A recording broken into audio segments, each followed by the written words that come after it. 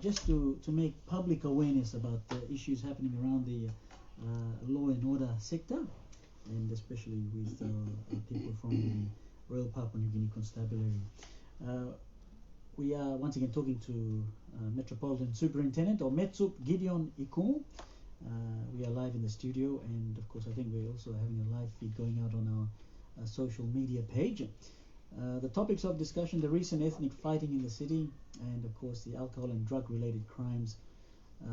Some of the issues that have been talked about already: increase of homebrew since the restrictions on the sale of alcohol, and of course drug prevalence, a lot of money being involved in the sale of drugs, and that's why this also continues to be an issue of concern. Metsup, well, the drinking culture in Papua New Guinea is still, I don't know if it's somewhat of a problem, maybe when people are not educated about it. When the government imposed restrictions on alcohol sales, some have resorted to illegal sales of illegal homebrew, a huge problem. How are police and the authorities responding to some of these pertinent issues? I know, with all due respect, I mean, I'm an indigenous person from this place called Port Moresby, and where I come from, you know, there are some of these few issues that have been happening. But what are your thoughts about, you know, responding to the issues around it? Yeah, it's an ongoing issue. It's not going away soon. Let's put it that way. Probably never will go away. It will never go away. It's something that we have to live with and try to minimize the effects of it. So what police will do is continue to maintain that police presence. Patrol areas which we identify as hotspots, and not only stay there, stationary there, but move around to other areas so that the police visibility is seen, is increased in the community. That will give people awareness, assurance that police are about, police are ready to attend to any issues, and police are there to do their job, to police laws. So that's one critical thing that we must. I continue to emphasize to my police station commanders and zone commanders. Police presence very key. Partnership with the community, being there with the community, proactively engaging with the community, and address issues before it erupts. Drinking issues. A lot of big fights happen from a small fight, an argument just between two people. Over a drink. Over a drink. Sometimes things get out of hand. That's normal. It happens everywhere, over many reasons. But if police are constantly out there with the community, then we can be able to quickly respond to them. Before another friend joins in, another one jumps in, we respond to that, break the fight, take them away, lock them, to minimize that spread, unnecessary. All right. Maybe a final part of our segment on today's program around alcohol and drug-related crimes and issues. What about the rehabilitation of substance abusers in police custody? Is this a challenging proposition? You know, because I'm sure in worst-case scenarios, I'm sure when you go and maybe you do a drug bust or in police work, you probably see the same people, especially if they are addicts, coming across you know, drug addicts and even alcoholics for that matter. Yeah, I think that's one area that must be further developed. We police can be the ones identifying these people and do referrals to some social organization that deals with psychiatric mental conditions of people. And there are those things are, you know. Yeah. Right now, I'm not really aware of it. Maybe because I think I'm new to the city. Yes, I can't say. Whereas established referrals for FSBU, those kind of cases, yes. But for alcohol addicts, I'm not aware of yet. Okay, all right. Yeah. Well, those are some of the other, you know, some of the questions that we've come up with in our talk with the Metropolitan Superintendent around drug and alcohol abuse, and it is a very, very, you know, I guess we're just touching the surface. It is a problem that's monumental, and I guess the challenge is to maintain the regulation and try to keep the peace. But Metro, generally speaking, of recent times the RPNGC has really had a battering, especially with its its public relations, how policemen are handling them, policemen and women, and how they're handling themselves. What do you say to all of this? Sometimes this negativity going towards the police force. There will always be areas of improvement, and sometimes in our lives we walk through valleys. Sometimes we're at the top of the mountain where we relax and scream and happy days. But there are times that we walk through valleys, ups and downs, such as life. We have situations, yes, policemen do this and that, but we cannot also deny that a lot of good works that our policemen did. The 5 Mile Ridge Way, a policeman saved 2 women suspects of sorcery. That's correct. Yeah. Another incident. 2 days ago, a quick response by our Fox unit at ATS saved a life. We saved a person that was about to be chopped. Couple of days back, same thing happened,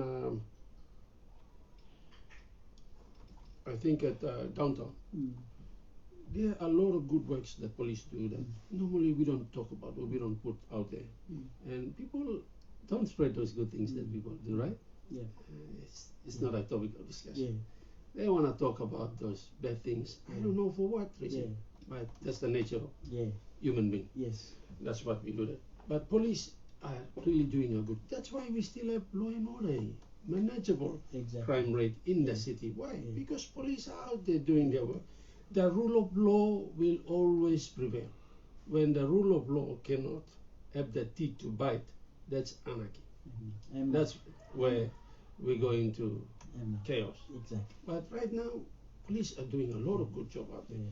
They are keeping you safe at night when you go to sleep. People still feel free to go to market, to go to shops. That shows that police still working. We are police. We are managing the city. We're doing it. Things we can. And, a lot of people out there respect what police do. They support what police do.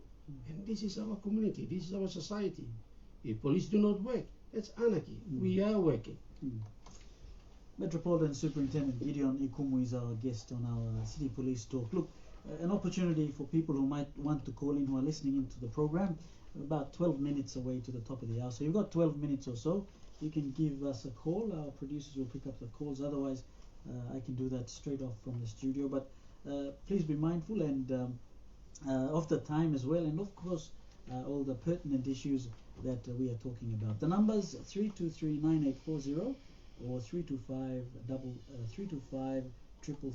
323-9840 or 325-3339. If you want to give us a call and maybe ask the Metropolitan Superintendent some of your questions, and as soon as they start coming through, we'll put them live to air. But we'll continue on with our discussions. It's all been about alcohol and drugs, of course, and of course how police are going about that.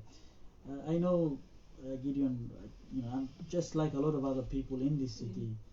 When the footage of this incident that had happened in Koki and around Koki, it is horrendous, and the first thing that came to mind is this is not doing anything good for the reputation of the capital city of Papua New Guinea.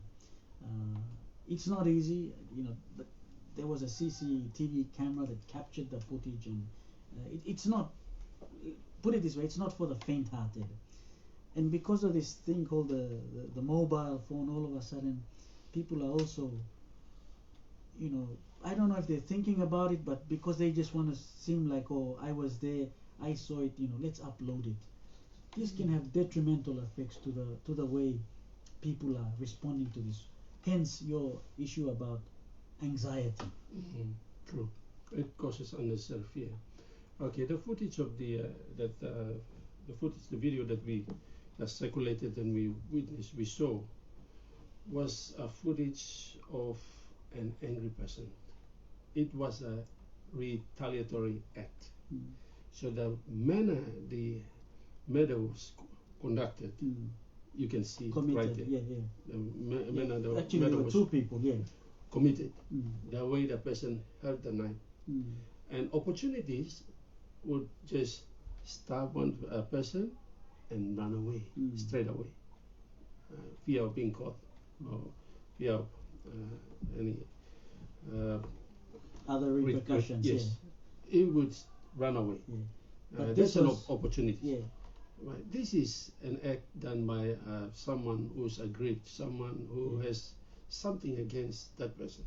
So it was done in that manner that you could see it was gruesome, because he was doing that with anger, emotion. With pure malice, and to be honest with you, when I also saw the footage of it, it looked like it was premeditated. If that's the right way. If it looked like it was planned, I don't know if it was just a one-off. And no, it cannot be. A one-off would be different from that one, and it's very unfortunate that that one went on viral, and a lot of people left with it. But then people have the choice to whether watch it or not. But now people want to watch movies where there's blood, there's gun, there's killing. So this is just like one of a piece of movie that goes out and circulates. That's what society is becoming. 325-3339 or 323-9840 are the numbers to call. It's good. A lot of people are actually not calling at this point in time, but Metsupia, you want to add on to a few things? Can I take this opportunity to explain especially detention and police taking into custody people? Before you do that, our phone is just rung. Our phone has just rung for the first time, I think. No, it's gone off again. Sorry, please continue. Yes, and this issue came out with our MD for Telecom Group of Companies, Mr. Wangua. Why were police, they were saying, detaining him? Okay, there was a misrepresentation when we say detain. We detain or we take people into custody for various reasons. One of them is when someone commits and they're about to be arrested or arrested. We take them into custody and we detain them. The other reason is for their own safety. And when people are mentally affected, like our double murder suspect, who's been kept in the cells, still in the cells, is for the safety of those in his house and those in his community, because we don't know the state of his mind. The police, we are about the business of protecting lives and property. All actions are towards protecting lives and property. So anybody we detain is for the reasons of because they have committed and about to be charged, or we're just protecting their own lives, or we're protecting that of those that they live with. That's why we detain people. I appreciate you coming out to clarify that, because yes, that's also one of the other issues that has been highlighted in the media. Once again, as you said, the mainstream will always, because these sort of things, they also sell stories that sell. So we'll hear a lot more about the negatives. But on a program like this, we also try to promote the positive that is being done by the Royal Papua New Guinea Constabulary. Appreciate your time. About 2 minutes or so, if you want to give us a call, 325-3339 or 323-9840. Once again, our City Police Talk segment is with the Metropolitan Superintendent Gideon Ikumu, and our topic of discussion this morning has been around alcohol and drug-related crimes. Yes, he's normally accompanied by another good friend of ours, Senior Inspector David Terry. Unfortunately, it's this time he's unable to be here with us. 325-3339 is the number, or 323-9840 if you would like to give us a call. We're just about 5 minutes to the top of the hour. One final break, and when we come back, we wrap up our segment with the Metsup.